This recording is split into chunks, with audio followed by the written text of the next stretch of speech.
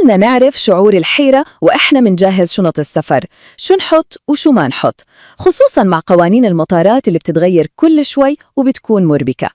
مرحباً بالجميع. في هالشرح المبسط رح نوضح كل شي عشان تكون رحلتكم الجاية سهلة والأهم آمنة. رحلتنا اليوم فيها 4 محطات أساسية. أول شيء القاعدة الذهبية في المطار، بعدين شو الأشياء اللي لازم نتركها بالبيت وشو اللي لازم يضل معنا دايماً، وفي النهاية تحذير مهم جداً يمكن يكون أهم معلومة تسمعوها اليوم. طيب، خلونا نبدأ بأول وأهم نقطة، القاعدة الذهبية للمطارات. صدقوني، في مبدأ واحد لو فهمناه كويس رح يوفر علينا كتير مشاكل قبل حتى ما نبدأ نحط أي غرض بالشنطة. وهون بتيجي المشكلة الحقيقية. الشيء اللي ممكن يكون مسموح فيه بمطار معين ممكن يتاخد منك ويترمى بالزبالة بمطار تاني. للأسف ما في قانون موحد بالعالم كله، يعني التحضير المسبق هو اللي بيحمينا من أي مفاجآت ما إلها داعي. وهي القصة الصغيرة مثال حي وواقعي جداً. كم واحد فينا مر بنفس الموقف؟ يمكن الخسارة تكون بسيطة، مجرد قنينة عطر أو مي، بس شعور الإحباط والإزعاج اللي بيجي معها ببداية الرحلة هذا هو اللي بيضايق فعلاً. طيب، كيف نتجنب هالموقف من الأساس؟ خلونا ننتقل للجزء العملي ونشوف شو هي الأغراض اللي بتسبب معظم المشاكل عند التفتيش الأمني والأفضل إنها تضل بالبيت. السوائل، هذا هو البند رقم 1 في قائمة المشاكل عند التفتيش. القاعدة شكلها بسيط بس الشيطان يكمن في التفاصيل، والتفاصيل هي اللي بتوقع الكل بالغلط. احفظوا هذا الرقم منيح، 100 مل، هذا هو الرقم السحري. أي عبوة سائل في شنطة اليد ممنوع تتجاوز هالحجم، نقطة. وهون التفاصيل المهمة، كل علبة لحالها لازم تكون 100 مل أو أقل، وكل العلب هاي لازم تنحط بكيس واحد شفاف. المجموع الكلي للسوائل ما لازم يزيد عن نص لتر، ولما نقول سوائل إحنا بنقصد كل شيء، عطور، مي، مزيل مناكير، أي شيء سائل. طيب، خلصنا من السوائل، شو في كمان؟ شوفوا الأدوات الحادة، انسوا موضوعها، أي نوع سكين ممنوع حتى لو كانت ميدالية مفاتيح صغيرة، والمقصات لازم تكون صغيرة جدا.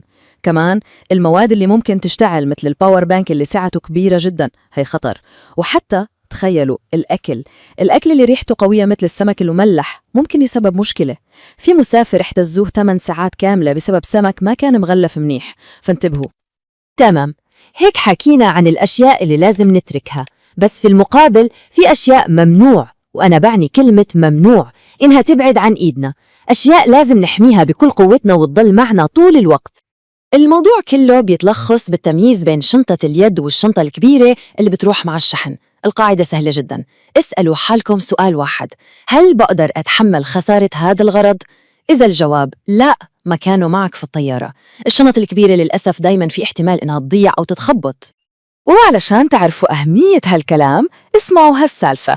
واحد كان مسافر ليتزوج، يعني أهم يوم بحياته، حط أوراق زواجه الرسمية موثقة وكل شيء وين؟ بالشنطة الكبيرة، والنتيجة شركة الطيران ضيعت الشنطة. تخيلوا بس حجم المصيبة، خطط كاملة ممكن تتدمر بسبب غلطة بسيطة زي هاي. ما في أي مبرر للمخاطرة بأوراق مهمة لهالدرجة. والحل؟ استراتيجية بسيطة بس فعالة جدا. أول شيء، حددوا كل أوراقكم المهمة. ثانياً، اعملوا منها نسختين على الأقل، سواء ورقية أو رقمية على الموبايل. والخطوة الثالثة والأهم، وزعوا هالنسخ، حطوا نسخة بالمحفظة ونسخة بشنطة اليد وصورة على الإيميل. بهالطريقة لو ضاع أي شيء دايماً بيكون في بديل بمكان تاني. طيب، ركزوا معي منيح، وصلنا لأخطر نقطة في كل حديثنا اليوم. الكلام اللي راح تسمعوه هلأ مش مجرد نصيحة عادية لتجنب الإزعاج، لا، هذا تحذير مصيري ممكن يحمي حرية أي شخص ومستقبله. خلونا نفكر شوي بهالسؤال، شو هو التصرف اللي بنعمله من باب اللطف والمساعدة بس ممكن يكلفنا حريتنا؟ فعل ممكن يكون بسيط جدا بس عواقبه كارثية. والجواب هو لا تساعد أبداً شخص غريب بشنطته، أبداً. هاي القاعدة ما فيها أي استثناءات ولا نقاش، بسيطة مباشرة وحاسمة. مهما كان شكل الشخص أو قصته، ممنوع تحمل أو تنقل أي شيء مش إلك. اسمعوا هالكارثة اللي صارت، قصة حقيقية ومشهورة عن شخص مصري بالسعودية. انحكم عليه ب15 سنة سجن. بتعرفوا شو كانت جريمته؟ إنه بكل بساطة وافق يساعد مصري تاني ويحمل له شنطة. الشنطة كان فيها مخدرات. هو ما كان يعرف، بس بالقانون هو المسؤول. النية طيبة ما بتحمي أي شخص من القانون في هاي الحالات.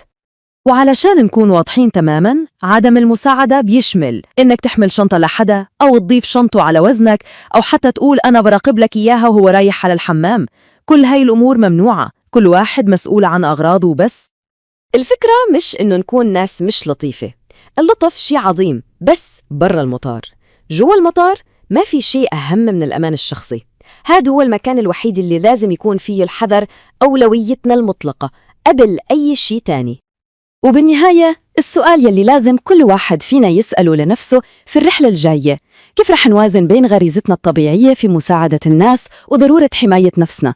السفر تجربة ممتعة بس لازمها وعي وحذر، وهالموازنة هي فعلاً أهم مهارة لازم يتقنها كل مسافر.